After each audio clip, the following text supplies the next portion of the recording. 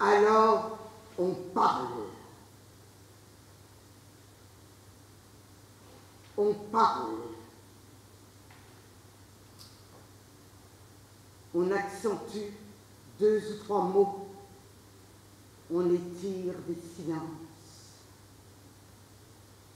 On s'implique. On donne le change. On donne l'impression.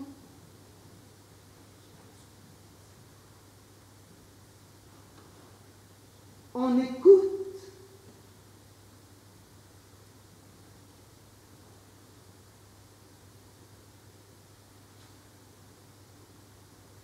Et soudain, on sent que ça monte. Ça monte tellement qu'on ne peut plus regarder en face, qu'on cherche des points de fuite, des trucs périphériques pour accrocher le regard.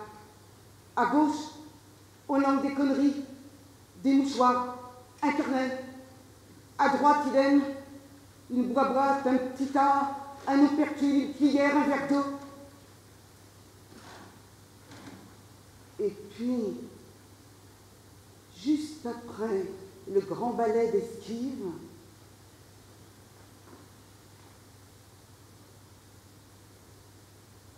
on réentend sa voix. On tourne alors à nouveau la tête et on découvre les plis du cou, la tache brunâtre là sous la bouche. Et puis, les motifs de la tête, presque adaptés, presque nécessaires. Et cette lumière, comme une odeur de soupe.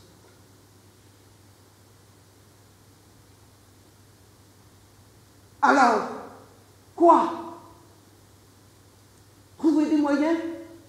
Entrer par la petite porte sans se rendre compte, par inadvertance? Avec les yeux comme des compresses et les confidences en gélules? C'est ça. Réapprivoiser le renard. Un pas chaque jour. Mais avant d'arriver jusqu'à toi, faut bien damer le chemin, bien huiler le discours et prévoir une mallette de secours à portée de main au cas où on trébucherait.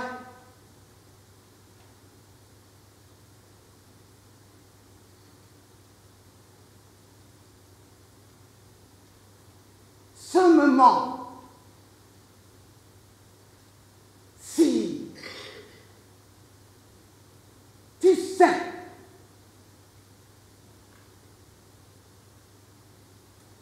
maintenant, même avec ton arthrose, même avec ton double foyer, même avec ta putain de tremblote et ton verre à dentier qui n'a pas vu les yeux depuis un bail, fini les alibis, fini les trucs en top qui culpabilisent, fini les excuses à 2 balles, la suite en avant vers le rangement, le repassage, la bouffe à préparer, fini la petite fabrique d'obligations qui donne au dérobage un masque de vertu, fini les fausses priorités, les fausses urgences qui viennent tartiner de reconnaissance tes parodies du quotidien.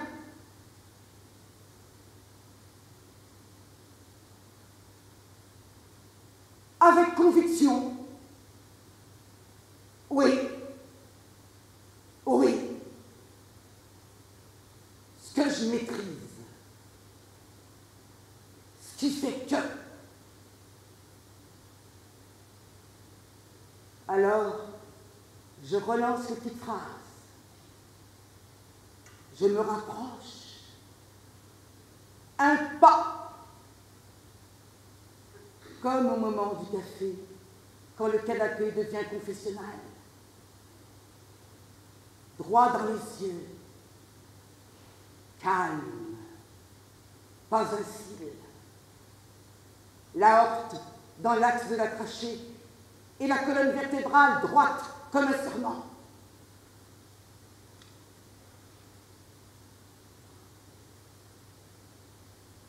Alors on parle. On parle. On parle. On meuble. On continue. Non, je parle. Je ne m'arrête plus. Maintenant, je dis. Je pense que je dis. Mais je ne prononce plus. Je relance. Je restitue. Comme ça, qui se talonne. Allez, allez, vas-y, vas-y, que je te pousse au trébuchoir. Allez, allez. Des mots cinglants comme des coups de ronce. De l'acupuncture au curare. D'un seul geste, sans trier, non, un essaim d'écorchure. Tout dans le mouvement, très précis, précieux. Et ça se mesure pas, non, pas quantifiable, non. Ça paye. Uniquement. Mais ça pèse tellement que ça compte. Je compte. J'ai beaucoup compté. Je compte sur toi maintenant. Quoi?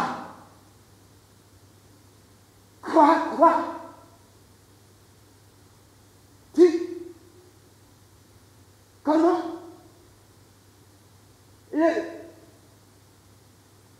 Cela.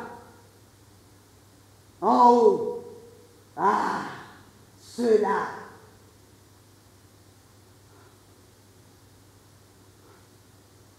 Pas un guettant. Le même registre. Change rien. Ça, là, et ça comme ça. Voilà. Ça change quoi? Hein? Raconte. C'est mieux après? Ça permet quoi? Explique. Gagner du temps. Ah oui, combien? Reste plus grand-chose. Mais t'inquiète, il y en aura d'autres.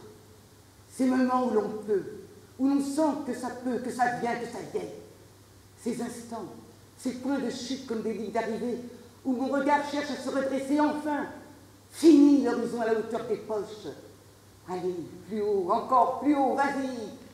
Des crampes dans les paupières, un petit effort.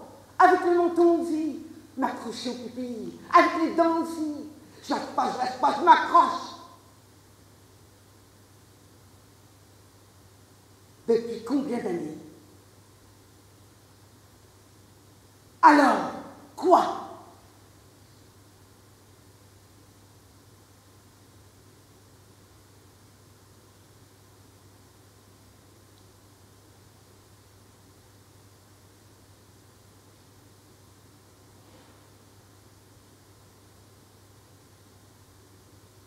Il y en aura d'autres, non? Non? Des bouts de table et des coins d'ombre. Des zones de retrait où le bruit du jour se range à double tour derrière les portes et les rideaux. Il y en aura d'autres? Non. Non. Des gestes que je duplie pour faire comprendre autre chose. Laisse, j'y vais. Des déguisements d'aides cristaux pour la tatin ou la vinaigrette. Les attentions en forme de rien du tout, pour jamais l'ampleur que je voudrais leur donner. Les résistances que je cherche à dissoudre dans le porto ou les amandes grillées, dans le pli d'une nappe que je redresse en douce, dans l'ajustement trop distrait des verres sur la table, dans une exclamation lancée comme ça, sur 2 ou 3 adjectifs, je ne sais pas pourquoi, mais c'est parti comme ça avec la maladresse des mots qui n'ont pas leur place. que je regrette d'ailleurs d'avoir dit. Des mots qui élargissent encore un peu plus la place où je ne veux plus être.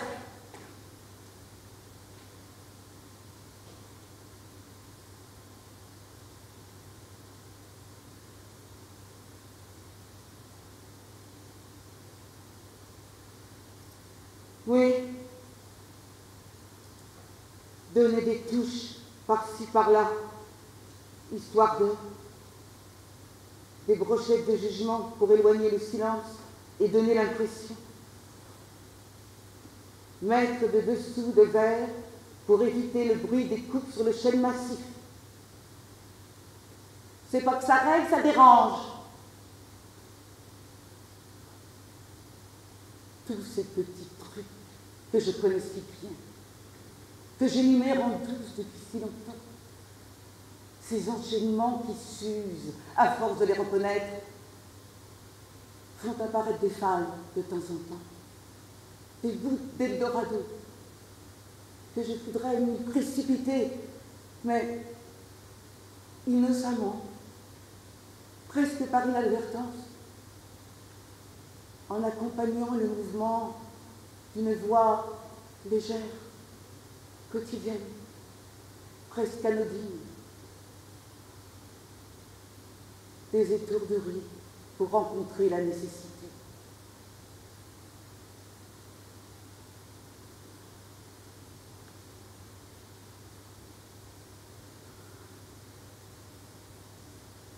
Un pas.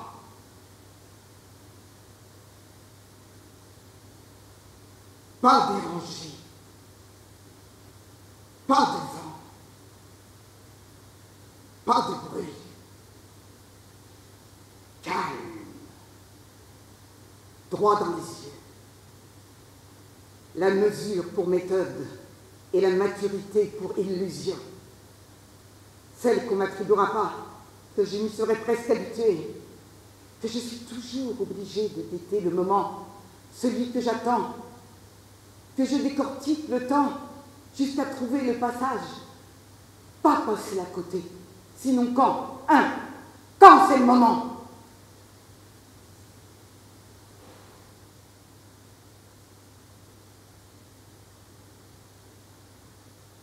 Alors j'ai toujours le même âge, je fais comme avant.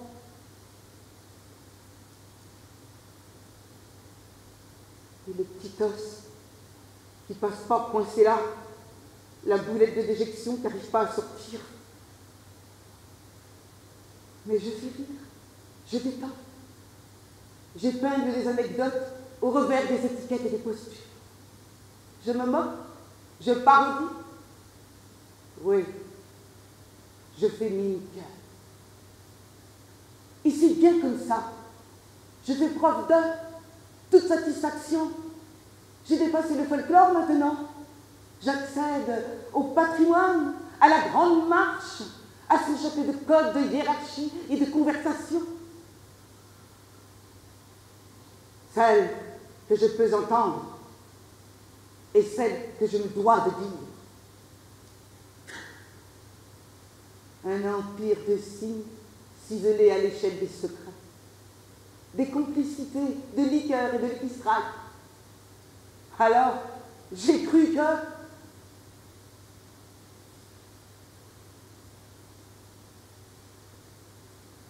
Et puis, dans un coin, sournois comme un évêque, il y a le fauteuil, le grand fauteuil, celui qui moule la paternité dans son exercice de présence et qui titille les jeunes géniteurs en mal d'autorité, qui n'osent encore s'asseoir que sur le bout de la coudoir, histoire de montrer qu'ils sont eux aussi en campagne pour l'accession au Saint-Siège.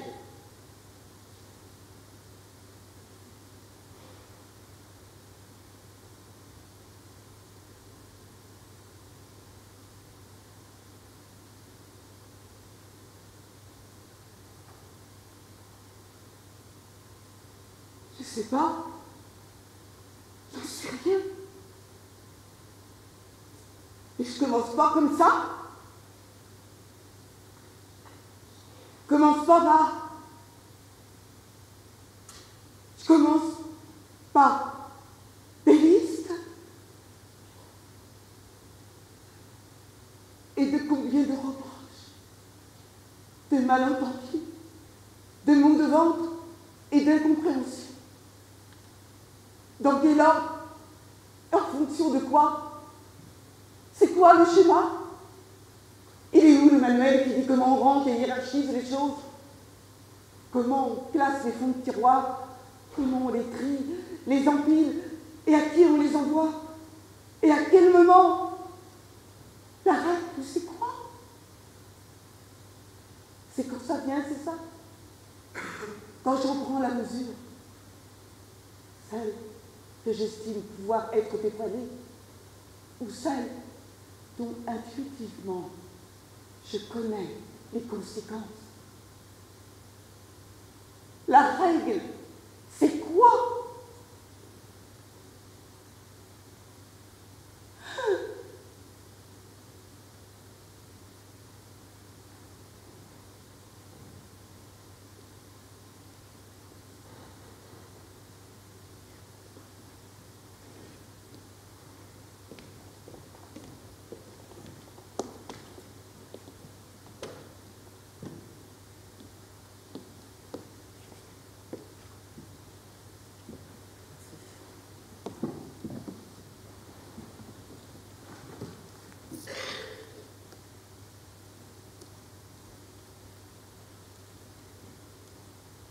Je vais vous présenter Gênes avec donc, Raymond Palcy dans le rôle de l'interprète qui parle et dans le rôle du mourant, du père-mère, Bradley Feiki, qui est entre autres un des clés de voûte de ce spectacle, puisqu'en fait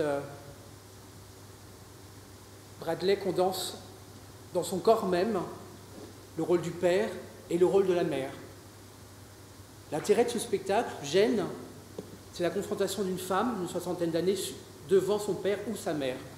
Et la présence de Bradley condense justement, je concentre le père et la mère dans un seul et même corps, puisque Bradley est ce qu'on appelle un transboy, donc il a voilà, il est né biologiquement femme et il se transforme en homme.